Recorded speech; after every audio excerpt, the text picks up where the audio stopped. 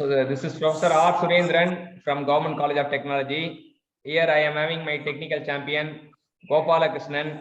He is going to present his topic today, and we will discuss the question. This is the learning by discussion, learning through meeting. This method of learning is called learning through meeting. We are having the mentor and as well as technical champion. From the technical champion, with the help of technical champion, has to present certain topic we want to learn, and we will learn as a group. So it is a best method to learn. So now it is for Gopala Krishnan. I am handing over the session to the Gopala Krishnan. நம்ம ஓனா பேச போறோம், எல்லாமே வந்து அற்புதமா தெரிஞ்சுக்க போறோம். So கடைசி வரைக்கும் கூடவே வாங்க. It will be a beautiful journey. After this discussion you should take notes. இது வந்து இது வந்து வீடியோ வந்து YouTubeல போடுவோம். YouTubeல போட்டதுக்கு அப்புறம் நீங்க you should take notes with the multi color. So that is the objective. Okay. Are you ready, Gopala Krishnan? Yes sir. Yes sir. Yes sir. Yes. Thank you sir. Thank you. Sir, we are first introduce yourself. Introduce yourself. Yes, sir, myself. Yes sir. Myself Gopala Krishnan sir. I'm from Thiruvannamalai sir. Okay. I have completed ME in engineering design sir. Fine, super. So Yes, what is the today's topic of interest? Heat exchangers sir. Heat exchanger. We are going to exchange the knowledge with the help of heat exchange. Okay. Yes sir. Thank you. Thank you. So first question, the characteristic length for computing Grashof number in the case of horizontal cylinder is length of the cylinder, diameter of the cylinder, perimeter of the cylinder and radius of the cylinder. இது சூப்பரான question. இது பாத்தீங்கன்னா எப்பவுமே வந்து heat எக்ஸ்சேஞ்சர்ல வந்து இந்த horizontal சிலிண்டர்ல heat transfer நடக்கும்போது அந்த கேரக்டரிஸ்டிக் லென்த் அப்படின்ற ஒரு விஷயம் வந்து நம்மள வந்து மோஸ்ட் அட்மைரிங் ஃபேக்டர். அந்த கேரக்டரிஸ்டிக் லென்த் தான் என்னன்னு கேக்குறாங்க. இந்த ஃப்ளோ வந்து இங்க பாத்தீங்கன்னா ஹரிசாண்டல் சிலிண்டரா இருக்கு, அதான் வந்து முக்கியம். இப்போ நமக்கு option லென்த்தா, டயமீட்டரா, பெரிமீட்டரா, ரேடியஸா. the question is for ஞான பிரகாஷ். ஞான Prakash can answer any one option. Perimeter. Perimeter. Okay, our option perimeter. Now let's move to the answer. Gopala Krishnan. Diameter sir. Okay, it is a diameter. Horizontal na diameter, vertical na length. இப்போ வெச்சா வச்சீங்களா, இதான் வந்து சிலிண்டரை கற்பனை பண்ணீங்க. இதுல வந்து இந்த கேரக்டர் லென்த் வந்து diameter. So வெர்டிகலா வெச்சா length. சரியா? இது ரொம்ப இம்பார்ட்டன்டான क्वेश्चन. ஒரு பேசிக்கான क्वेश्चन கூட. எப்பவுமே வந்து நம்ம பேசிக்ல ஸ்ட்ராங்கா இருக்கணும் அப்படின்றத தெரிஞ்சுக்கணும். பேசிக்ல ஸ்ட்ராங்கா இருக்கணும். தப்பு பண்றது ஒண்ணும் தப்பே இல்ல. சரியா? தப்பெல்லாம் தப்பே இல்லை அப்படின்னு ஒரு பாட்டு கேள்விப்பட்டிருப்பீங்க. தப்பு இல்ல, தப்பு இல்லை, தப்பு இல்லை அப்படின்னு தெரிஞ்சுக்கிட்டு நீங்க என்ன பண்ணணும்? திருத்திக்கணும் சார். அவ்வளவுதான். தப்ப திருத்தினாதான் வெற்றி, மாபெரும் வெற்றி. ஆனா தப்பு பண்றது யூ ஆர் மோஸ்ட் வாண்டட். சரியா? தப்பு பண்ணுங்க, ஒண்ணும் கிடையாது. இது பண்றது தப்பா, இது பண்றது இதுவா அப்படிலாம் யோசிக்க தேவையில்ல. தப்பு பண்ணுங்க. Learning through committing mistake. சரியா? யாரு தப்பு பண்ணிட்டு சீக்கிரமா கத்துக்கிறானோ அவன் சீக்கிரமா லேர்ன் பண்ணுவான். ஞான பிரகாஷ் இப்ப அண்டர்ஸ்டாண்ட் பண்ணிச்சா? இந்த ஹரிசாண்டல் சிலிண்டருக்கு என்ன வரணும் தெரியுதா? Diameter. Okay, sir. It is diameter. அடுத்த क्वेश्चन நகரலாம். Sir, floating heads are provided in heat exchangers to accommodate vapors release, decrease pressure drop, regulate the flow, avoid deformation of tubes due to thermal expansions. Okay, இது floating head. என்ன நம்ம தலைனா தெரியும், அது என்ன மிதக்கிற தலை. அதுவும் மிதக்கிற தலை floating head எங்க இருக்கு? ஹீட் எக்ஸ்சேஞ்சர்ல இருக்கு அப்படின்னு சொல்றாங்க. சோ இதான் வந்து இன்னைக்கு கோபாலகிருஷ்ணனோட அற்புதமான கண்டுபிடிப்பு வந்து floating head, மிதக்கிற தலை. இந்த क्वेश्चனை வந்து தலைக்கே கொடுப்போம். விமல் குமார் அவர் இதுல இருக்கா, சந்தையில இருக்காருன்றாங்க. சோ விமல் குமார் இதுக்கு ஆப்ஷன் டி வரும்னு நினைக்கிறேன் சார். Option D. அவர் வந்து அவரோட இது நாலேஜ் யூஸ் பண்ணி ஆப்ஷன் டி லாக் பண்ணிருக்காரு. சோ வந்து Gopalakrishnan has to tell the answer. Sir, correct sir. It is option D. So அதான் தலைன்றது. சோ தலைனா எப்பவுமே வந்து கரெக்ட்டா அந்த சொல்லுவாங்க இல்லையா? நாலு ஆப்ஷன் காட்டுங்க. Yes sir. சார் அடுத்த சார். இல்ல நாலு ஆப்ஷன் ப்ரீவியஸ் இந்த क्वेश्चनோட நாலு ஆப்ஷனை காட்டுங்க. எப்படி இப்ப பாத்தீங்கன்னா floating head வந்து accommodate vapor அப்படின்றது வந்து கண்டிப்பா வராதுன்னு தெரியும். ஏன்னா வேப்பரை நம்ம ஏன் accommodate பண்ணோம்? decrease the pressure drop. heat exchanger pressure drop பத்தி எங்க பேசுறோம்? the regulate the flow. heat exchanger என்ன flow பத்தி என்ன சமாச்சாரம் இருக்கு? அதெல்லாம் ஒண்ணு கிடையாது. heat exchanger தான் வெப்பப்படுத்தினால் பொருட்கள் விரிவடையும் அப்படின்றது பேசிக் சென்ஸ். இப்ப வந்து இதுக்கு வந்து படிச்சிருக்கணும்லாம் அவசியம் கிடையாது. சில கேள்விக்கு நம்ம படிப்பே யூஸ் பண்ணாம ஆன்சர் பண்ணலாம். இப்ப floating headனா ஏதோ ஒரு எக்ஸ்ட்ரா எக்ஸ்ட்ரா அட்டாச்மெண்ட் அதை வந்து எப்படி நம்ம கொண்டு வர போறோம் அப்படின்றதான் வந்து இங்க தெரிஞ்சுக்கணும். சோ இங்க வந்து என்ன அப்படின்னா அவாய்ட் டிஃபார்மேஷன் ஆஃப் டியூப்ஸ். இப்ப அதான் அதனாலதான் விமல்குமார் அது அப்படி 4 ஆப்ஷனை பார்க்கணும். நமக்கு ஆன்சரே தெரியலனா கூட நெகட்டிவ் மார்க் இல்லாத எக்ஸாம்ல 4 ஆப்ஷனை பார்த்தே முடிவு எடுத்துக்கலாம். சரியா? எல்லாருமே என்ன நினைப்பாங்க, படிச்சாதான் ரொம்ப பெரிய லெவல்ல போக முடியும். இல்ல, நமக்கு படிக்கிறதுனால மூளை அப்படியே விரிவடையும். அப்ப யோசனை வந்து மூளை வந்து விரிவடையும், நியூரான்லாம் உருவாகும், புது புது நியூரான்லாம் உருவாகும், இன்டர் கனெக்ட் ஆகும். அப்ப 4 ஆப்ஷனை பார்த்தாலே ஆன்சர் சொல்லலாம். இப்ப அவாய்ட் டிஃபார்மேஷன், வெப்பப்படுத்தினால் பொருட்கள் விரிவடையும். அது விரிவடையறத வந்து தடுக்கிறதுக்கு தான் யாரை யூஸ் பண்றோம்? floating heads. Yes, super. Next question போலாம். எப்பவுமே மேட்ச்ன்றது ரொம்ப முக்கியமான விஷயம். இப்போ வந்து இந்த கேள்வி வந்து சில இது பாராமீட்டர் கொடுத்திருக்காங்க. என்னென்ன பாராமீட்டர் கொடுத்திருக்காங்கன்னா NTU கொடுத்திருக்காங்க, பீரியாடிக் ஃப்ளோ ஹீட் எக்ஸ்சேஞ்சர்னா என்னன்னு கொடுத்திருக்காங்க, ஃபேஸ் சேஞ்சை பத்தி பேசியிருக்காங்க, அப்புறம் வந்து டெபாசிஷன் ஆன் ஹீட் எக்ஸ்சேஞ்சர் சர்ஃபேஸை பத்தி பேசுறாங்க. இப்ப 4 இந்த பக்கம் 4 விஷயம் இருக்கு. ரீஜெனரேட்டர் இருக்கு, பவுலிங் ஃபேக்டர் இருக்கு, measure of heat exchanger size ஒன்னு இருக்கு, அப்புறம் கண்டென்சர். சரியா? இப்போ வந்து நம்ம வந்து இந்த क्वेश्चन வந்து யாருக்கு கொடுப்போம் அப்படின்னா ஞானப்பிரகாஷ்க்கு கொடுப்போம். இது ஃபர்ஸ்ட் NTU பத்தி மட்டும் யோசிப்போம். NTU னா என்ன ஞானப்பிரகாஷ்? இதுல வந்து NTU-னா வந்து நம்பர் ஆஃப் ட்ரான்ஸ்ஃபர் யூனிட் வந்து மெஷர் பண்றோம்.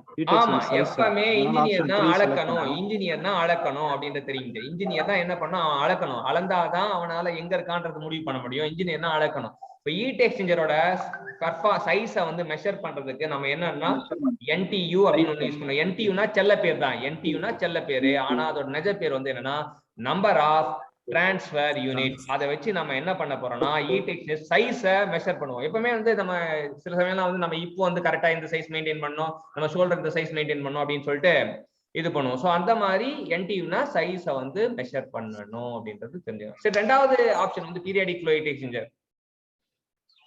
அது வந்து ரீஜெனரேட்டர் வருது. ஆமா, அது வந்து ரீஜெனரேட்டர்ல ஒரு கேட்டகரி. ரீஜெனரேட்னா என்ன அப்படின்னா, ரீஜெனரேட்டர் தான் என்ன அப்படின்னா அது periodic flow heat exchanger. First ரீஜெனரேட்டர்னா ஹீட் எக்ஸ்சேஞ்சர். யாராச்சும் வந்து நாக்கு மேல பல்ல போட்டு ஏய் ரீஜெனரேட்டர் என்னடா அப்படின்னு கேட்டாச்சுங்க, ரீஜெனரேட்னா ஹீட் எக்ஸ்சேஞ்சர் அப்படின்னு தெரிஞ்சீங்க. ரீஜெனரேட்னா ஹீட் எக்ஸ்சேஞ்சர். அது மட்டும் இல்லாம எப்பவுமே வந்து இந்த அடைமொழி ரொம்ப முக்கியம். அது என்ன மாதிரி ஹீட் எக்ஸ்சேஞ்சர் அப்படின்னு பாத்தீங்கன்னா it is the periodic flow heat exchanger. நமக்கு என்னன்னா அது வந்து பீரியாடிக்கா ஃப்ளோ பண்ணணும். அதுதான் அந்த வகையான ஹீட் எக்ஸ்சேஞ்சர் நம்ம எப்படி கூப்பிடுவோம்? ஒரு பீரியாடிக் ஃப்ளோ ஹீட் எக்ஸ்சேஞ்சர் நம்ம செல்லமா எப்படி கூப்பிடுறோம்? ரீஜெனரேட்டர். அவ்வளவுதான், ரீஜெனரேட்டர்னு கூப்பிடுறோம். அப்ப மூணாவது ஃபேஸ் சேஞ்ச் வந்து கண்டென்சர். Yes, phase change. அதாவது நம்ம வாழ்க்கையில இப்படி இருந்தனா இப்படி ஆயிட்டேன், லிக்விடா இருந்தனா வேப்பர் ஆயிட்டேன், வேப்பரா இருந்தனா லிக்விட் ஆயிட்டேன் அப்படின்னு நம்ம உணர்றது என்னன்னா அதான் ஃபேஸ் சேஞ்ச். சாலிடா இருந்தனா லிக்விட் ஆயிட்டேன், லிக்விடா இருந்தனா வேப்பர் ஆயிட்டேன், வேப்பரா இருந்தனா லிக்விட் ஆயிட்டேன், லிக்விடா இருந்தனா சாலிட் ஆயிட்டேன் அப்படின்ற மாதிரி புரிதல் தான் ஃபேஸ் சேஞ்ச். சோ அந்த ஃபேஸ் சேஞ்ச் நடக்கிற டிவைஸ் என்னன்னா இங்க வந்து கண்டென்சர் தான். வேற ஏதாச்சும் மாற்று உதாரணம் சொல்லுங்க பாப்போம். ஃபேஸ் சேஞ்ச் டிவைஸ்க்கு வேற ஒரு உதாரணம். Boiler sir. ஆமா, பாய்லர் வந்து ஃபேஸ் சேஞ்ச் டிவைஸ் தான். கரெக்ட். எவாபரேட்டர். சோ நீங்க எப்பவுமே ஒரு கேள்வி படிக்கும்போது ஒரு கேள்விக்கு மட்டும் பதில எடுத்து படிச்சீங்கன்னா உங்களுக்கு ப்ரிப்பரேஷன் ஜர்னி அதிகமாகும். சரியா? சார் நான் 5 வருஷமா ப்ரிப்பேர் பண்ணிருக்கேன் சார், நான் 10 வருஷமா ப்ரிப்பேர் பண்ணிருக்கேன் சார், நான் 15 வருஷமா ப்ரிப்பேர் பண்ணிருக்கேன் சார், நான் 20 வருஷமா ப்ரிப்பேர் பண்ணிருக்கேன் அப்படின்னா அவங்க எல்லாம் என்ன பண்ணுவாங்கன்னா அட் ஏ டைம் ஒரு கேள்வி பார்த்தாங்கன்னா என்ன பண்ணுவாங்க? ஒரு ஆன்சர் மட்டும் தான் பார்ப்பாங்க. ஒன்னு தான் யோசிப்பாங்க. ஒரு கேள்விக்கு ஒரு ஆன்சர் மட்டும் யோசிச்சா ஆகும். It will take time. அது தப்புலாம் கிடையாது. ஏன்னா காம்படிட்டிவ் எக்ஸாம்னா அப்படிதான். சரியா? It happens. ஆனால் ஒரு கேள்வியை பார்க்கும்போது நமக்கு ஒரு 2-3 ஆன்சர் நம்ம சொன்னோம்னா நமக்கு என்ன ஆகும்? நிறைய விஷயம். அதாவது ப்ரிப்பரேஷன் சீக்கிரமா முடியும், வேலை சீக்கிரமா கிடைக்கும், நம்ம சீக்கிரம் செட்டில் ஆயிடலாம். எத்தனை பேர் சீக்கிரம் செட்டில் ஆசைப்படுறீங்க? ஆமா, அவங்க எல்லாருமே வந்து என்னன்னா இந்த மெத்தடை ஃபாலோ பண்ண ஒரு கேள்வியை பார்க்கும்போது அந்த ஒரு கேள்விக்கான விடையை மட்டும் யோசிக்காம அப்படியே யோசிச்சு பாருங்க. NTU number of transfer unit, இது வந்து சைஸ் ஹீட் எக்ஸ்சேஞ்சர் சைஸை மெஷர் பண்றதுக்கான ஒரு யூனிட் அப்படின்றது தெரியுங்க. Phase change device, condenser, evaporator, boiler. சரியா? கண்டென்சர், எவாபரேட்டர், பாய்லர் அப்படின்றது தெரிஞ்சீங்க. அதுக்கப்புறம் அடுத்தது 4வதா ஒரு பதில ஞானப்பிரகாஷ் சொல்ல போறாரு. Deposition on heat exchanger surface. ஒரு ஹீட் எக்ஸ்சேஞ்ச் சர்ஃபேஸ்ல நாளாக என்ன வரும்? டெபாசிஷன் வரும். அந்த டெபாசிஷனால அந்த ஹீட் டிரான்ஸ்ஃபர் ரேட் கம்மியாகும். அந்த கம்மியாகிற சமாச்சாரத்தை எந்த ஒரு விஷயத்தை வச்சு நம்ம சரி செய்யலாம். ஏதோ ஒண்ணு கம்மியாகும் வச்சுங்களேன், எவ்வளவு கம்மியாகும்ன்றதுக்கு ஒரு ஃபேக்டரை பெருக்கணும். இப்ப 100 இருக்கானா 100 இல்ல ஒரு 100 இருக்கான் அப்படின்னா 100 ஏதோ ஒண்ணு பெருக்கினாதான் வந்து இந்த ஃபேக்டரால பெருக்கினாதான் கம்மியாக தெரியும். அந்த ஃபேக்டருக்கு பேரு ஃபவுலிங் ஃபேக்டர். அது வந்து ஃபவுலிங் ஃபேக்டர் அப்படின்னு தெரிஞ்சுக்கலாம். So super. Fouling That factor. is called as fouling factor. It is nice. Then we will move to the next question. So explanation காட்டுங்க. NTU னா ஃபார்முலா வந்து UA by C mean அப்படினுவாங்க. இது ஒரு important word. ஆமா, அது formula UA by C mean. UA க்கு பதிலா AU ஞாபகம் வச்சா அண்ணா யூனிவர்சிட்டி ஞாபகம் வச்சுக்கலாம். மேல வந்து அண்ணா யூனிவர்சிட்டி, கீழ C minimum. C minimumனா ஆமா மினிமம் மார்க் எடுக்கணும் பாஸ் ஆகிறதுக்கு அப்படின்றது தெரிஞ்சுக்கணும். பீரியாடிக் ஃப்ளோ ஹீட் எக்ஸ்சேஞ்ச்னா first heat carrying medium and cool in a cold medium. ஆமா, இப்படிதான் வந்து சொல்றாங்க. This process also called as regeneration. எக்யூப்மென்ட்க்கு பேரு ரீஜெனரேட்டர், அது பண்ற ப்ராசஸ்க்கு பேரு ரீஜெனரேஷன் அப்படின்றாங்க. ரீஜெனரேஷன்னா என்ன process? Heat the heat carrying medium, cool it in a cold medium. heat carrying medium and cool it in a cold medium அப்படின்றது தான் வந்து ரீஜெனரேஷன் process அப்படின்னு சொல்லுவாங்க. சோ இங்க சொல்லிருக்காங்க ஃபேஸ் சேஞ்ச் வந்து கண்டென்சர் எவாபரேட்டர் ரெண்டும் சேர்த்து சொல்லிருக்காங்க பாத்தியா? அப்ப இதான் வந்து பெட்டர் வே ஆஃப் எக்ஸ்பிளனேஷன். ஒரு விஷயத்தை ஒரு கேள்வியை பார்க்கும்போது அந்த ஒரு கேள்விக்கு மட்டும் நம்ம தேடிட்டு போனோம்னா இதுவும். அப்ப டெபாசிஷன் அப்படின்னா என்ன? டெபாசிஷன் ஆகும் அப்படின்னா deposition of salt and rusting on the heat transfer surface.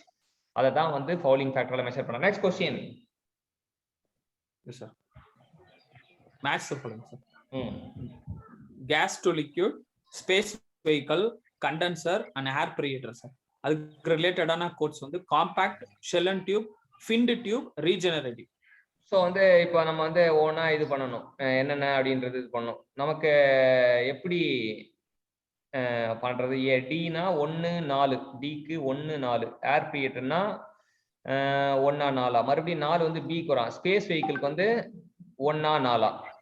எனக்கு வந்து இந்த கேள்வி யாரு கொடுக்கலாம் அப்படின்னா விமலுக்கே கொடுக்கலாம். விமல் வந்து அப்படியே ஒண்ணா மேட்ச் பண்ணுங்க, தப்பா இருந்தாலும் பரவாயில்ல, நீங்க ஆப்ஷன் மட்டும் சொல்லுங்க. ஆப்ஷன் டி லாக் பண்றேன் சார். ஆப்ஷன் சரியா தெரியல. ஓகே சரி, நீங்க நம்ம ஆன்சர் போய்டுவோம். ஆன்சர் பாப்போம். ஆப்ஷன் பாம்பே. சரி, மேல போங்க. மேல போனா இப்ப இங்க என்ன பாம்பேல என்ன சொல்றாங்கன்னா 3 1 2 4. சோ ஸ்பேஸ் வெஹிக்கிள், இப்ப எனக்கு தெரிஞ்ச ரகசியம் என்ன அப்படின்னா, ஒரு ஸ்பேஸ் வெஹிக்கிள் ஆனது காம்பாக்டா இருக்கணும். ஏன்னா வானத்துல போறது இந்த பப்பரப்பான்னு இருந்தா என்ன ஆகும்?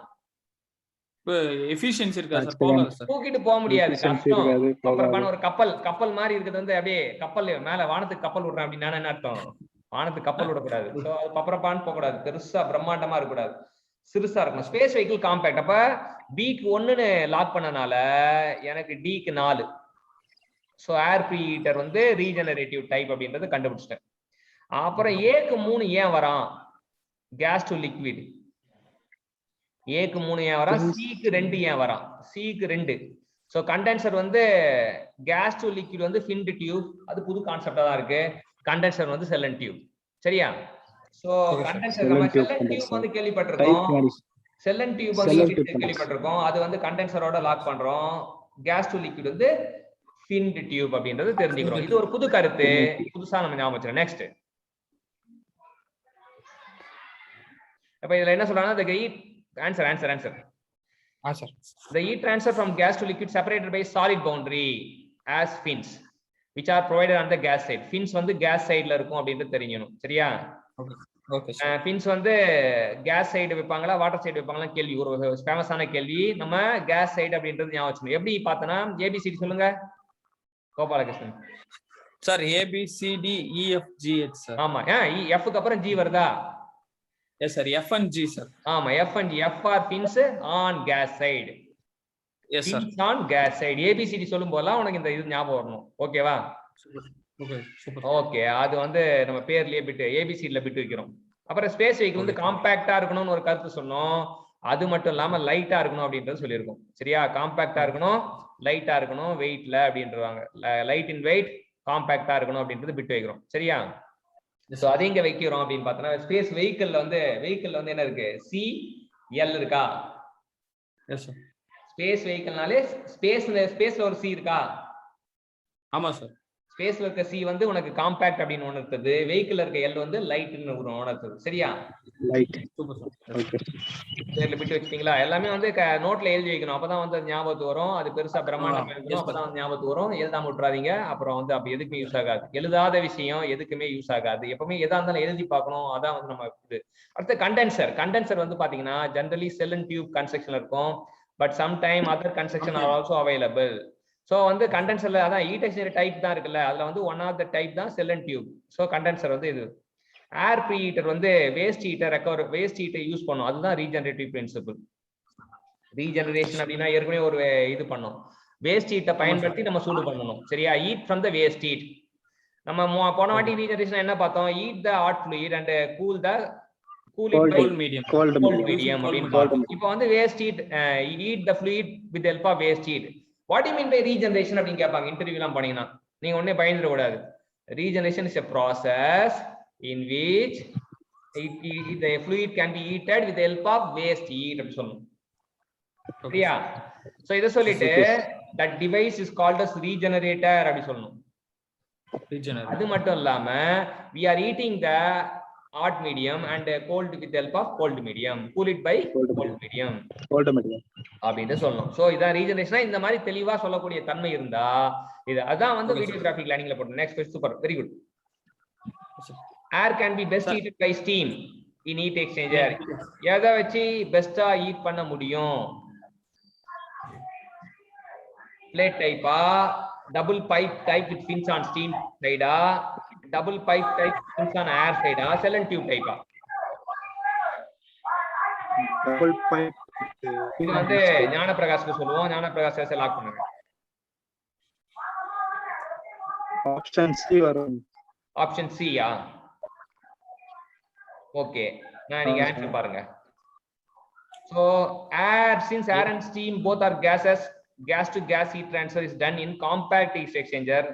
The plate type heat exchanger is one type in compact heat exchanger. The best example of compact heat exchanger is called car radiator அப்படின்றாங்க. air and steam வந்து ரெண்டு gas ன்னு சொல்லிட்டு பிளேட் டைப் யூஸ் பண்ணா நமக்கு வசதியா இருக்கும் அப்படின்னு சொல்றாங்க. அது காரணத்தையும் சொல்லியிருக்காங்க. சரியா? Yes sir. ஓகே சார், அந்த क्वेश्चन வேற ஆன்சர் இருக்கு. ஆமா, வேற புக்ல வந்து வேற ஆன்சர் இருக்கும். நீங்க வந்து அதுவும் செக் பண்ணீங்க, இதையும் பாருங்க. எது வந்து உங்களுக்கு சூட் ஆகுதோ அதை யூஸ் பண்ணீங்க. சரியா? மெடிசின்ல இதுக்கு பார்த்த மாதிரி இருக்கு. என்ன இருக்கு மெடிசின்ல? மெடிசின்ல மாறி இருக்கும்னு நினைக்கிறேன். கரெக்ட். சி இருக்கு சார். சி இருக்கு. மேல போங்க. அந்த சி கொடுத்துருக்காங்க. Double pipe type fins on air side அப்படின்றாங்க. சோ அந்த fins வந்து நம்ம கேஸ் சைடுல யூஸ் பண்ணுவோம்னு தெரியும், ஆனா வந்து நம்ம ஸ்டீம் சைடு யூஸ் பண்ண கூடாது தெரியும். கண்டிப்பா பாம்பே வராது. ஏர் சைடு யூஸ் பண்ணா எஃபெக்டிவா இருக்கும்னு தெரியும், அதனால அப்படி சொல்லிருக்காங்க. இங்க வந்து சொல்லிருக்கிறது ஃபுல்லா எக்ஸ்பிளனேஷன் கொடுத்திருக்காங்க, அதனால செக் பண்ணீங்க, ரெண்டுமே செக் பண்ணீங்க. Okay.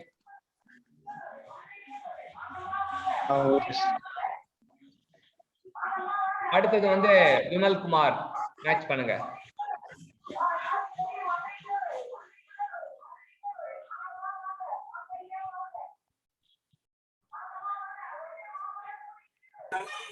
Sir A, option A வரும். Option A. அப்ப ஃபர்ஸ்ட் வந்து கவுண்டர் ஃப்ளோக்கு வந்து 3 கரெக்ட், பேரலல் ஃப்ளோக்கு 4 கரெக்ட், எவாபரேட்டிங்க்கு 1 கரெக்ட், கண்டென்சிங்க்கு 2 கரெக்ட். சூப்பர். சரி, இப்போ இது வந்து எப்பவுமே வந்து நான் என்ன சொல்லுவேன்னா டயகிராம் சார்ட்னு ஒன்னு ரெடி பண்ண சொல்லுவேன் பசங்களை. எல்லா சப்ஜெக்ட்டுக்கும் கிராஃப் எல்லாம் வருது பாத்தியா? ஆமா சார். எல்லா சப்ஜெக்ட்டுக்கும் கிராஃப் வரும் பாத்தியா? ஒரு சப்ஜெக்ட்ல ஒரு கிராஃப் முக்கியமானது, அதை மட்டும் தனியா A4 ஷீட்ல வரைஞ்சி வச்சு அது டயகிராம் சார்ட் அப்படின்னு சொல்லிட்டு ஒரு புக் ஒன்னு ரெடி பண்ணணும். நம்ம காம்படிட்டிவ் எக்ஸாம் ப்ரிப்பேர் பண்ற ஆஸ்பிரண்ட் எல்லாமே வந்து கடைசியா நம்ம சப்ஜெக்ட் வைஸா எல்லாம் படிச்சுட்டு போக மாட்டோம். சரியா? நம்ம வந்து சப்ஜெக்ட் வைஸா படிக்க மாட்டோம். நம்ம என்ன பண்ணுவோம், இப்போ எக்ஸாம் கிராக் பண்ணா நம்ம என்னவா போனோம்? மெக்கானிக்கல் இன்ஜினியரா போனாதான் கிராக் பண்ண முடியும். அப்படி போகும்போது you should prepare diagram chart. You should prepare diagram chart. அப்ப சென்டா மெட்டீரியல்ல என்ன வரும்? டயகிராம் வரும். Sir shear force bending moment diagram strain diagram வரும், shear force bending moment diagram வரும். சரியா? சோ அந்த மாதிரி டயகிராம்ஸ் நோட் பண்ணிக்கலாம். தெர்மோடைனமிக்ஸ்ல தெர்மல் இன்ஜினியரிங்ல என்ன டயகிராம் வரும்? சார் PVTS டயகிராம் வரும் சார். PV டயகிராம் வரும், TS டயகிராம் வரும், சைக்கிள் வரைய வேண்டிய டயகிராம் வரும். அதே போல தெர்மோடைனமிக்ஸ்ல ப்ராசஸ் டயகிராம் வரும். சோ அதெல்லாம் நம்ம நோட் பண்ணிக்கலாம். சரியா? சோ அப்படி நோட் பண்ணா நமக்கு யூஸ்ஃபுல்லா இருக்கும். சோ அது மாதிரி you have to prepare the diagram chart. நீங்க அந்த சப்ஜெக்ட் படிக்கும்போது அதுக்கு டயகிராம் மட்டும் தனியா A4 ஷீட்ல போட்டு வச்சிரணும். சரிங்க. சரி, இந்த क्वेश्चनோட டயகிராம் மட்டும் தனியா போட்டு வச்சாலும் அந்த HMT ஒரு டயகிராம் சார்ட் ரெடி ஆயிடும். சரியா? Diagram for HMT, diagram chart for HMT அப்படி சொல்லிட்டு நீங்க heat exchanger diagram chart for HMT heat exchanger topic போட்டு இத ரிலீஸ் பண்ணலாம். ஒரு பேப்பர் எழுதி ஒரு ஸ்னாப்ஷாட் PDF-ஓ இல்ல வந்து வேர்ட் டாக்குமெண்ட்டோ ஒரு இமேஜோ அனுப்புறது ரொம்ப நல்ல ஹாபிட். படிக்கிறதுன்றது அதான். சரியா? படிக்கிறதுனா புக்கை வச்சு படிக்கலாம் கிடையாது. புக்கை வச்சு படிச்சுட்டே இருந்தா நம்ம 10 வருஷம் ஆனா படிச்சுட்டே இருக்க வேண்டாம். சரியா? we should prepare the diagram chart. each and every subject க்கு நம்ம என்ன பண்ணனும்? diagram chart வந்து நம்ம இது பண்ணனும். diagram chart prepare பண்ணாதான் நமக்கு யூஸ்ஃபுல்லா இருக்கும். நெக்ஸ்ட் சார் அசர்ஷன் ரீசன் சொல்லிருக்காங்க. ஞான கோபாலகிருஷ்ணன் வந்து வாசிங்க. A counter flow heat exchanger is thermodynamically more efficient than the parallel flow type. Reason: a counter flow heat exchanger has a lower LMTD for the same temperature conditions. Abraham, are you there? Available? Am I audible?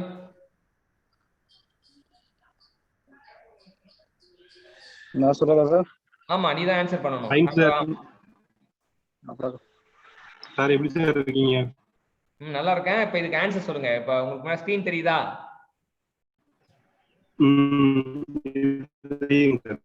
Okay, தெரிஞ்சா இது வந்து assertion reason type question. இதுக்கு வந்து answer சொல்லுங்க. ஏவா, பியா, சியா, டியா? இது வந்து A வந்து true sir, R வந்து ஃபால்ஸ் சார். ஆர் வந்து ஃபால்ஸ் சார். ஆர் வந்து ட்ரூவா? இல்ல சார், ஆர் ஃபால்ஸா? ஆர் வந்து false. Okay, A true R false என்ன ஆப்ஷன் வரணும்? Option C sir. C. Yes. இது என்னன்னா கவுண்டர் ஃப்ளோ ஹீட் எக்ஸ்சேஞ்சர் வந்து தெர்மோடைனமிக்கலி மோர் எஃபிஷியன்ட். ஆமா, ரொம்ப உண்மையான உண்மை. பேரல் ஃப்ளோவோட கவுண்டர் ஃப்ளோ தான் வந்து எஃபிஷியன்ட்டா இருக்கும். ஆனால் அதுக்கு காரணம் வந்து கவுண்டர் ஃப்ளோக்கு வந்து ஹையர் LMTD இருக்கும். இங்க லோயர்னு ஒரு வார்த்தை மாத்தி உண்மைய பொய்யா மாத்தி. சரியா? லோயர் தான் அங்க வந்து லோயர் அடிச்சிட்டு ஹையர்னு போட்டா கரெக்ட். அதுக்கு காரணம் சொல்லிருக்காங்க. Heat transfer from the hot fluid to cold fluid is more at uniform temperature different than parallel. In parallel flow configuration, temperature difference at inlet is very high. There is a huge entropy generation, loss of available energy which can never be recovered. Thermodynamics அப்படியே thermal இன்ஜினியரிங்கையும் அப்படியே உள்ள ரெண்டுத்தையும் ஒரு பசையறாங்க. சரியா? ரெண்டையும் கலக்குறாங்க. So due to less entropy generation, parallel வந்து இங்க அதிகமா இருக்கு டெம்பரேச்சர் டிஃபரன்ஸ், இங்க கம்மியா இருக்கு.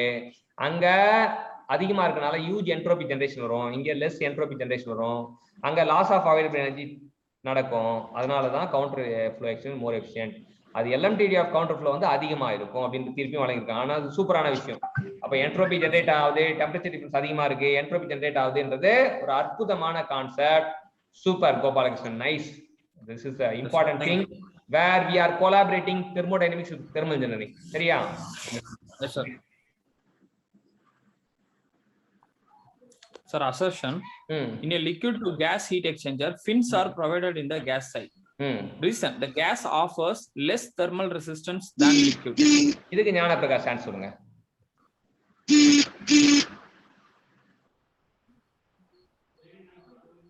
ஞான பிரகாஷ்.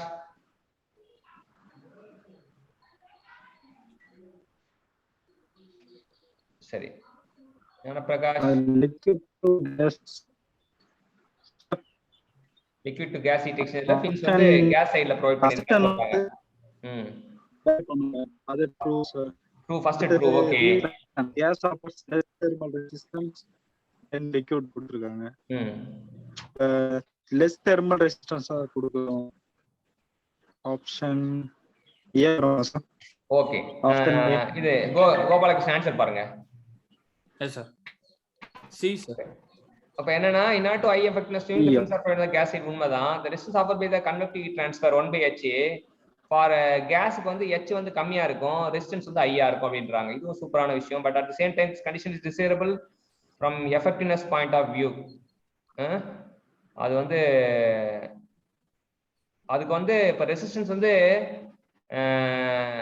கம்மியா இருக்கும் சொல்லியிருக்கான். ஆனா இங்க ரெசிஸ்டன்ஸ் ஹையா தான் இருக்கும். ஆனா வந்து இது ஏன் வைக்கிறாங்க, ஐயா இருந்தாலும் ஏன் அந்த மாதிரி வைக்கிறாங்க அப்படின்னு பார்த்தோன்னா அதுக்கு காரணம் வேற, எஃபெக்டிவ்னஸ் பாயிண்ட் ஆஃப் வியூல வைக்கிறாங்க. இது தேவைதான், இது தேவைதான். ஆனா இதுக்கான காரணம் என்னன்னா எஃபெக்டிவ்னஸ் பாயிண்ட் ஆஃப் வியூக்காக தான் வைக்கிறாங்க. அதுக்கு வந்து லோ கிடையாது, லோ ரெசிஸ்டன்ஸ் கிடையாது, அதுக்கு வந்து ஹை ரெசிஸ்டன்ஸ். அது ஒரே ஒரு வார்த்தையை தான் மாத்தி தான் பொய்யாக்குறாங்க இல்லையா? மேல போங்க, மேல போங்க, மேல போங்க. Gas offer less thermal resistance கிடையாது, gas offer more resistance than liquid. ஆனா அது காரணம் கிடையாது, மோர் தெர்மல் ரெசிஸ்டன்ஸ் பண்றது காரணம் கிடையாது. அதுக்கும் இதுக்கு இந்த காரணமும் சம்பந்தம் கிடையாது. ரெண்டுமே இது மோர் தெர்மல் ரெசிஸ்டன்ஸ் போட்டாங்கன்னா அது வந்து நம்ம வந்து அதுக்கும் இதுவும் உண்மை அதுவும் உண்மை, ஆப்ஷன் பி வந்திருக்கும். ஆனா காரணம், உண்மையான காரணம் என்னன்னா it is for the effectiveness point of view. புரியுதா? ரொம்ப அற்புதமான கான்செப்ட்லாம் வந்து அப்படியே கடைஞ்செடுத்த கான்செப்ட் சொல்லுவாங்க. Next Sir, consider the following statement. The effect of fouling in a water cooled steam condenser is that it reduce the heat transfer coefficient of the water, reduce the overall heat transfer coefficient, reduce the area available for heat transfer, and increases the pressure drop of the water. Okay, ஞான Prakash Abraham இருக்கீங்களா? Abraham, am I audible? Abraham இருக்காரு sir. Voice கேட்கல. ஞான Prakash answer பண்ணுங்க. இதுல effect of fouling factor வந்து பார்த்தா first option வரலாம் சார். ஓகே, ஆன்சர் பாருங்க. 4 வரும். நீங்க ஆன்சர் பாருங்க. Reduces heat transfer. சி சொல்றாங்க, வாட்டர். சி சொல்றாங்கப்பா. ஃபர்ஸ்ட் ஆப்ஷன் வந்து என்னன்னா தப்பா, ஃபர்ஸ்ட் ஆப்ஷன் தப்பு, மூணாவது ஆப்ஷன் தப்புன்றாங்க. So reduce the heat transfer coefficient of வாட்டர்ன்றத இது increase the heat transfer coefficient of water அப்படின்னு சொல்றாங்க. ஃபவுல் ஆவறதுனால increase the heat transfer of coefficient, increase the area available for heat transfer சொல்றாங்க. Reduce தி overall heat transfer coefficient, overall அது வந்து heat transfer coefficient of water அதிகப்படுத்தினாலுமே overall heat transfer coefficient குறையும். ஆனா increase the pressure drop of water அப்படின்னு சொல்றாங்க. So option பாருங்க, 4 ஆப்ஷன். Answer explanation. In water cooled condition, water flow inside a tube, confined flow அப்படின்னு சொல்லிட்டாங்க. சரி, அது பேர் தான் பைப்புக்குள்ள போனா அது பேர் confined flow. So steam and the condensate flow is unconfined. Since the flow of velocity of cooling water is high inside the tube, there is no much more effect of fouling due to water அப்படின்னு சொல்றோம். The heat transfer coefficient of water depends upon the flow and water properties inside, so it does not change அப்படின்னா water வந்து does not change அப்படின்றது சொல்றோம். நம்ம நினைச்ச மாதிரி அதிகமாகும்னு சொல்லல, does not change சொல்றோம். ஓவராலி ட்ரான்ஸ்ஃபர் கோஎஃபிஷியன்ட் ஆனா ரெடியூஸ் ஆகும். எதனாலனா ரஸ்டிங் அண்ட் டெபாசிஷனால. ஏரியா வந்து இன்க்ரீஸ் ஆகும் ஏன்னா வந்து டெபாசிஷனால. பிரஷர் டிராப் வந்து இன்க்ரீஸ் ஆகும் ஏன்னா டெபாசிஷனால. சரியா? சோ இது ஒவ்வொரு கான்செப்டும் ரொம்ப நுட்பமான கான்செப்ட். ஒவ்வொன்றும் வந்து நீங்க நல்ல அசை போட்டு யோசிக்கணும். சரியா? Next question champion. இது ஆப்ஷன் மாத்தி கொடுத்திருக்காங்க சார். ஆப்ஷன் சி ன்னு சொல்றாங்க. இதுல மேடிசில ஏ கொடுத்திருக்காங்க. மேடிசில ஏ கொடுத்திருக்காங்களா? இப்போ ரெடியூசஸ் தி ஆமா சார் 1 to 4 சொல்லி கொடுத்திருக்காங்க. 1 to 4 reduces transfer coefficient of water. அப்ப இங்க என்னன்னா 2 and 4 வந்து உண்மைன்னு தெரிஞ்சிருது. 2 and 4 உண்மை. ஆமா sir. Reduce the area available for 2 4 உண்மை சொல்றாங்க. அது இன்க்ரீஸ் தி ஏரியா அது தெரிஞ்சிருது. ஆனா வந்து வாட்டரோட இவன் என்ன சொல்றா, வாட்டரோட ஹீட் ட்ரான்ஸ்ஃபர் கோஎஃபிஷியன்ட் மாறாதுன்றதுக்காக காரணம் சொல்லியிருக்கான். ரெண்டுத்தையும் ஆராய்ச்சி பாருங்க, உங்களுக்கு என்ன வருதோ அதுக்கு ஏற்ற மாதிரி கொடுத்துங்க. சரியா? எடுக்கும் நோட்ஸ் எடுக்கும் போது கரெக்டா வந்து பார்த்து இது பண்ணுங்க, அப்பதான் வந்துடும். இது வந்து கவுண்டர் ஃப்ளோ ஹீட் எக்ஸ்சேஞ்சருக்கு எது வரும்னு கேக்குறாங்க. Option gas to gas. Gnana Prakash சொல்லுங்க. கண்டிப்பா சி டி வராது. ஏன்னா ஆப்ஷன் பி திசை மாறும். பி தான் வந்து ஓரளவுக்கு பரவாயில்லாம இருக்கு. Option B is the answer. So hot gas வந்து ரெடியூஸ் ஆகணும், கோல்ட் வந்து இன்க்ரீஸ் ஆகணும். ரெண்டுத்துக்கும் வந்து சிமிலரா இருக்கும். கோல்ட் சரியா? அப்ப அடுத்த கேள்வி. Okay. Sir, when all the conditions are identical in the case of flow through pipe with heat transfer, the velocity profile will be identical for Gnanaprakash answer பண்ணுங்க.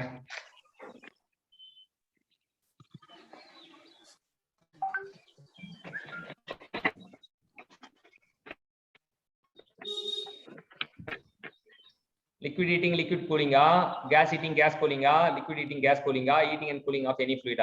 Any option lock பண்ணுங்க. B. Gopal proceed பண்ணுங்க. Delhi, the profile of velocity inside tube will be same whether liquid is being heated or cooled. Parabolic, the flow is laminar, or power life, the flow is turbulent. So heating and cooling cannot change the velocity profile. முன்னாடி போங்க. The velocity profile வந்து heating and cooling of any fluid அப்படின்றாங்க. So heating and cooling of any fluid இருந்தா இந்த கேள்வி கேட்க வேண்டிய அவசியமே இல்ல. இதுவும் ஆராய்ச்சிக்கு உட்படுத்தப்பட வேண்டிய விஷயம் தான். சோ நம்ம செக் பண்ணிக்கலாம். இப்போதைக்கு heating and cooling of any fluid அப்படின்றது ஞாபகம் வச்சுக்கோங்க. velocity profile independent of fluid அப்படின்றது ஞாபகம் வச்சுக்கலாம். Next. Yes sir. Okay. So map பண்றோம். regenerative heat exchanger வந்து என்ன இதுன்னு கேக்குறான். direct contact heat exchanger எப்படி இருக்கும்ன்றாங்க. conduction through a cylindrical valve எப்படி இருக்கும். conduction through the spherical valve. cylindrical valve வந்து என்னன்னா it is the logarithmic curve. logarithmic curve வந்து 4, spherical வந்து hyperbola, spherical வந்து hyperbola. அப்ப ஆட்டோமேட்டிக்கா 2 1 4 3 டெல்லி. அப்ப regenerative heat exchanger வந்து junction air heater, direct contact heat exchanger water cooling tower. So டெல்லியா பாருங்க. Yes, Delhi. Regenerative heat exchanger என்னன்னா heat is transferred from hot to cold fluid intermittently அப்படினு சொல்றாங்க. அப்ப regenerative heat exchanger இன்னொரு point extra கிடைக்குது.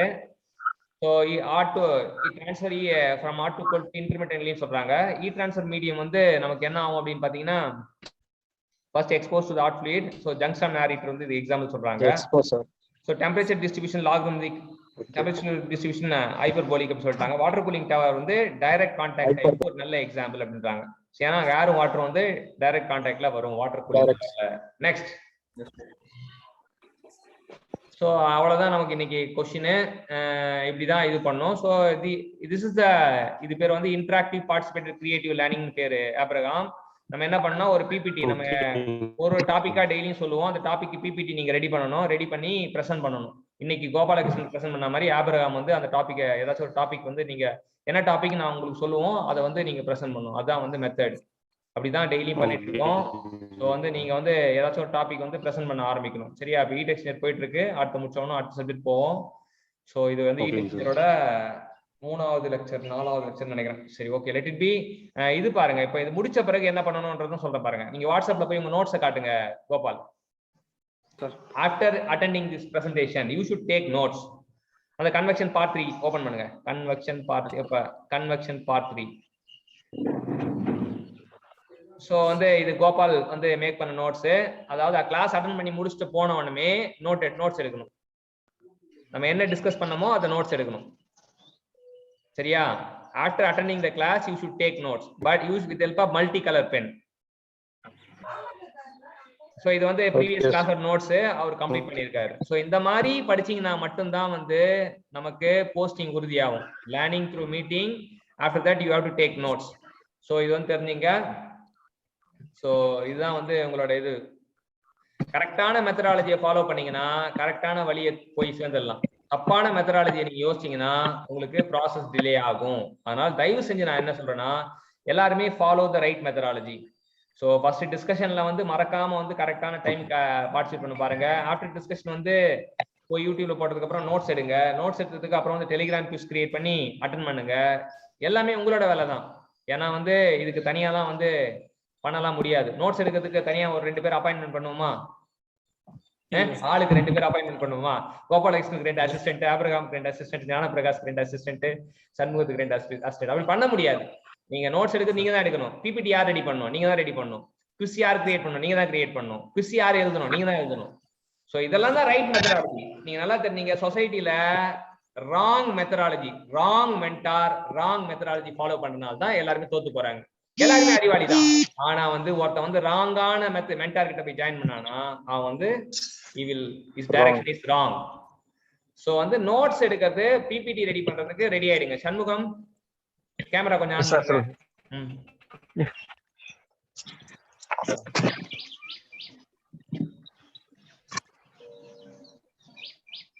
So ஒவ்வொரு டாபிக்கும் நம்ம வந்து பிபிடி ரெடி பண்ணிட்டு இருக்கோம். ஸோ வந்து நீங்க எல்லாருமே அவங்கவுங்க எந்தெந்த டாபிக் அப்புறம் யார் யார் போறது, எப்படி பிபிடி ரெடி பண்றதுன்னு அது யோசிச்சு வச்சுக்கணும். அதுக்கப்புறம் என்னன்னா பிபிடிக்கு அப்புறம் வந்து நோட்ஸ் எடுத்து நோட் சப்மிட் பண்ணணும் மென்டாருக்கு. அதுக்கப்புறம் நோட் சப்மிட் பண்ணதுக்கு அப்புறம் அந்த குவிஸ் கிரியேட் பண்ணணும். ஸோ ஒவ்வொரு ஆக்டிவிட்டியா we are learning through the activity. சரியா? நீங்க தப்பா எடுத்துக்கூடாது. அதாவது பிபிடி ரெடி பண்றது ஒரு டஃப்பான வேலை அப்படிலாம் கிடையாது. You should present and learn. Present பண்ணாதான் டிஸ்கஷன் பண்ண முடியும், டிஸ்கஷன் பண்ணாதான் லேர்ன் பண்ண முடியும், லேர்ன் பண்ணாதான் டெஸ்ட் எழுத முடியும், டெஸ்ட் எழுதினாதான் ரிவைஸ் பண்ண முடியும். So these are the methods. இதெல்லாம் பண்ணாம நான் போஸ்டிங் வாங்கிடுவேன்னு சொன்னீங்கன்னா என்ன அர்த்தம்? இதெல்லாம் நான் பண்ணல ஆனா போஸ்டிங் மட்டும் எனக்கு கிடைச்சிரும் அப்படின்னு சொன்னீங்கன்னா என்ன அர்த்தம்? என்ன அர்த்தம்? நம்மள நாமே ஏமாத்திக்கணும் அர்த்தம். ஆமா, அதாவது எல்லா ஆக்டிவிட்டியும் பண்ணாதான் போஸ்டிங் வாங்க முடியும். சரியா? ஏன் சார் நான் படிச்சேன் எனக்கு ஏன் சார் போஸ்டிங் தர மாட்டாங்க அப்படின்னு கேட்டீங்கன்னா, படிச்சா மட்டும் பத்தாது. You should learn through the activity. அதாவது லேர்னிங் த்ரூ த டிஸ்கஷன் ரொம்ப ரொம்ப இம்பார்ட்டன்ட். இன்னைக்கு போய் பாருங்க, நம்ம போட்ட வீடியோஸ்லாம் எல்லாமே வாட்ச் பண்ணுங்க, நோட்ஸ் எடுங்க. நோட்ஸ் எடுத்தீங்கன்னா உங்களுக்கே ஒரு நிறைய வேற லெவல் வந்துடும். இப்போ கோபால் நோட்ஸ் மேக் பண்ணதுக்கு அப்புறம், சண்முகம் நோட்ஸ் மேக் பண்ணதுக்கு அப்புறம் it is a nice transformation. I can believe. பாத்தீங்க டெஸ்ட்ல பாத்தீங்கன்னா மார்க் சண்முகம் வந்து தட்டி காய போட்டிருக்காரு. 8 மார்க் எடுத்திருக்காரு. ஸோ கோபாலகிருஷ்ணன் மார்க் அதிகமா எடுத்திருக்காரு. ஸோ நான் என்ன நினைச்சனோ அது பூர்த்தி ஆயிடுச்சு. இனிமேல் என்ன பண்ணணும்? இதே மேட்சை கண்டினியூ பண்ணிட்டே இருக்கணும். அவ்வளவுதான். we have to play like this. இது பிளே பண்ணனா ஆட்டோமேட்டிக்கா we will move towards the target. ரொம்ப ஈஸி. சரியா? இந்த கேம் ரொம்ப ஈஸி. ஆனா வந்து இதை ஃபாலோ பண்றதுக்கு தான் கஷ்டம். ஏன்னா எல்லா